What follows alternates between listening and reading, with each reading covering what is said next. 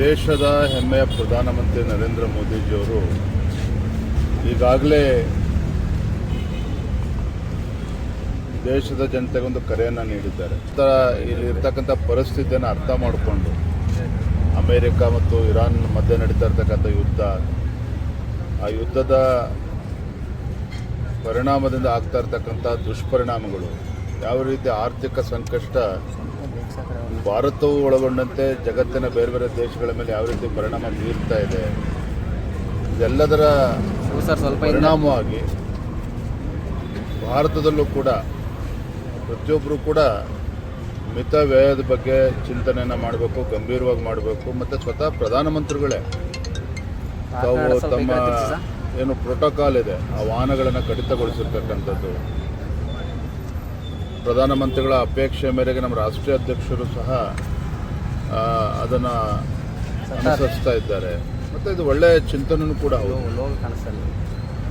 ಹಾಗಾಗಿ ಈ ನಿಟ್ಟಿನಲ್ಲಿ ಪ್ರಧಾನಮಂತ್ರಿಗಳೇ ಕರೆ ಕೊಟ್ಟಂಥ ಸಂದರ್ಭದಲ್ಲಿ ವಾಹನದ ಬಳಕೆಯನ್ನು ಕೂಡ ನಾವು ಗಮನಿಸಬೇಕಾಗ್ತದೆ.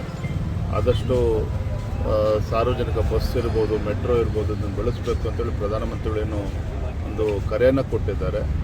ಮತ್ತು ಅವರು ಇಡೀ ದೇಶದ ಪ್ರತಿಯೊಬ್ಬ ಪ್ರಜೆಗೂ ಕೂಡ ಒಂದು ರೀತಿ ಮಾದರಿ. ಹಾಗಾಗಿ ನಾನೊಬ್ಬ ರಾಜ್ಯದ ಅಧ್ಯಕ್ಷನಾಗಿ, ಕಾರ್ಯಕರ್ತನಾಗಿ ನನ್ನ ಕರ್ತವ್ಯ ಕೂಡ ಹೌದು. ಅದು ನಾನು ಕೂಡ ಅನುಸರಿಸಬೇಕು ಅಂತೇಳಿ ಇವತ್ತು ಕುಂಬ್ಳಗೋಡ್ನಲ್ಲಿ ನಮ್ಮ ಪ್ರಶಿಕ್ಷಣ ವರ್ಗ ಇದೆ, ಬೆಂಗಳೂರು ದಕ್ಷಿಣದ ಪ್ರಶಿಕ್ಷಣ ವರ್ಗ ಇದೆ. ತದನಂತರದಲ್ಲಿ ರವಿಶಂಕರ್ ಗುರೂಜಿ ಅವರನ್ನು ಭೇಟಿ ಮಾಡಿ ಅವರ ಆಶೀರ್ವಾದನ ಪಡೆದುಕೊಂಡು ಮೆಟ್ರೋದಲ್ಲಿ ಹೋಗ್ತಾರೆ. ಸರ್, ಪೆಟ್ರೋಲ್ ಡೀಸೆಲ್ ಏರಿಕೆ ಆಗಿರೋದ್ರಿಂದ ಪ್ರಧಾನಿ ನೈತಿಕ ಹೊಣೆ ಹೊತ್ತು ರಾಜೀನಾಮೆ ಕೊಡಬೇಕು ಅಂತೇಳಿ ವಿರೋಧ ಪಕ್ಷಗಳು ಆಗ್ರಹ ಮಾಡ್ತಾರೆ. ಅಲ್ಲ ರೀ, ಆ ರೀತಿ ಪೆಟ್ರೋಲ್ ಡೀಸೆಲ್ ಯಾತಕ್ಕೋಸ್ಕರ ಜಾಸ್ತಿ ಆಗ್ತದೆ ಬೆಲೆ ಗೊತ್ತಿಲ್ವ? ಹಾಗಾದರೆ ವಿರೋಧ ಪಕ್ಷದವರಿಗೆ, ಕಾಂಗ್ರೆಸ್ನವರಿಗೆ ಪೆಟ್ರೋಲ್ ಡೀಸೆಲ್ ದರ ಜಾಸ್ತಿ ಆಗಿದೆ ಅನ್ನೋ ಕಾರಣಕ್ಕೆ ರಾಜೀನಾಮೆ ಕೊಡಬೇಕು ಅನ್ನುವ ವಾದ ಅವ್ರದ್ದಾಗಿದ್ದಿದ್ರೆ ಸಿದ್ದರಾಮಯ್ಯನವರು, ಡಿ ಕೆ ಶಿವಕುಮಾರ್ 2 ವರ್ಷದಿಂದನೇ ರಾಜೀನಾಮೆ ಕೊಡಬೇಕಾಗಿತ್ತು. ಯಾವುದೇ ಬೆಲೆ ಏರಿಕೆ ಇಲ್ಲದೆ ಇದ್ರೂ ಸಹ ನಮ್ಮ ರಾಜ್ಯದಲ್ಲಿ ಬರೆ ಎಳೆಯುವಂಥ ಕೆಲಸ ಮಾಡಿದ್ರು. ಪೆಟ್ರೋಲ್ ಡೀಸೆಲ್ ಮೇಲೆ ತೆರಿಗೆನ ಹೆಚ್ಚುಗೊಳಿಸುವಂಥ ಕೆಲಸವನ್ನು ಕೂಡ ಮಾಡಿದರು. 4-5 ಬಾರಿ ಮಾಡಿದ್ದಾರೆ. ಹಾಗಾದ್ರೆ ಎಷ್ಟು ಸಲ ಸಿದ್ದರಾಮಯ್ಯನವರು ಯಾವ ರಾಜೀನಾಮೆ ಕೊಡಬೇಕಾಗಿತ್ತು? ಚಟಕ್ಕೋಸ್ಕರ ಮಾತನಾಡೋದಲ್ಲ.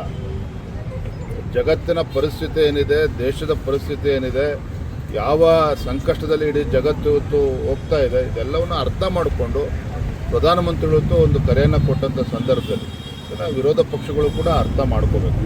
ವಿರೋಧ ಮಾಡೋದಕ್ಕೋಸ್ಕರ ಮಾಡಬಾರ್ದು. ಚುನಾವಣೆಗಳು ಮುಗಿಯುವವರೆಗೂ ಪೆಟ್ರೋಲ್ ಡೀಸೆಲ್ ಹೈಕ್ ಆಗಿದೆ. ಇದಕ್ಕಿದಾಗ ಚುನಾವಣೆ ಮುಗಿದ ನಂತರ ಮಾಡಿದ್ದಾರೆ ಸ್ಟ್ರಾಟಜಿ.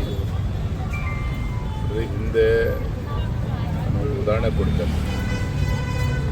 ಮತ್ತು ಈ ದೇಶದ ಮಧ್ಯಮ ವರ್ಗದ ಜನರಿಗೆ ಅನುಕೂಲ ಆಗಬೇಕು ಅಂತೇಳಿ ಇನ್ಕಮ್ ಟ್ಯಾಕ್ಸ್ ಸ್ಲ್ಯಾಬನ್ನು ಕಡಿಮೆ ಮಾಡಬೇಕು, ಸುಧಾರಣೆ ಮಾಡಬೇಕು ಅಂತೇಳಿ ಭಾಳಷ್ಟು ಬೇಡಿಕೆಗಳಿತ್ತು. ಇದೇ ಕಾಂಗ್ರೆಸ್ ಪಕ್ಷದವರು ಮಾಡಿದ್ದಾಗಿದೆ. ಲೋಕಸಭಾ ಚುನಾವಣೆ ಸಂದರ್ಭದಲ್ಲಿ ಮಾಡ್ತಾ ಇದ್ದಾರೆ. ಪ್ರಧಾನಮಂತ್ರಿ ನರೇಂದ್ರ ಮೋದಿಜಿಯವರು ಆಗ ಮಾಡಲಿಲ್ಲ. ಲೋಕಸಭಾ ಚುನಾವಣೆ 2 ವರ್ಷ ಮುಂಚಿತವಾಗಿ ಅಂಥ ಒಂದು ಮಹತ್ವದ ನಿರ್ಧಾರವನ್ನು ತೆಗೆದುಕೊಂಡು ಏನು 12 ಲಕ್ಷಕ್ಕೇನೋ ಲಿಮಿಟನ್ನು ಏರಿಸಿದ್ರು. ಚುನಾವಣೆ ಕಣ್ಮುಂದೆ ಹಿಡ್ಕೊಂಡು ಕೇಂದ್ರ ಸರ್ಕಾರ ಆಗಲಿ, ನರೇಂದ್ರ ಮೋದಿಜಿಯವರಾಗಲಿ ಯಾವತ್ತೂ ಯಾವುದೇ ನಿರ್ಧಾರವನ್ನು ತೆಗೆದುಕೊಳ್ಳೋದಿಲ್ಲ. ದೇಶದ ಜನರ ಹಿತದೃಷ್ಟಿಯಿಂದ, ಬಡವರಿಗೆ ಅನುಕೂಲ ಆಗಬೇಕು ಅನ್ನೋ ದೃಷ್ಟಿಯಿಂದ ಯಾವುದು ಉತ್ತಮ ನಿರ್ಣಯ ಯಾವ ಸಮಯದಲ್ಲಿ ತೆಗೆದುಕೊಳ್ಬೇಕು ಅಂತ ತೆಗೆದುಕೊಳ್ತಾರೆ.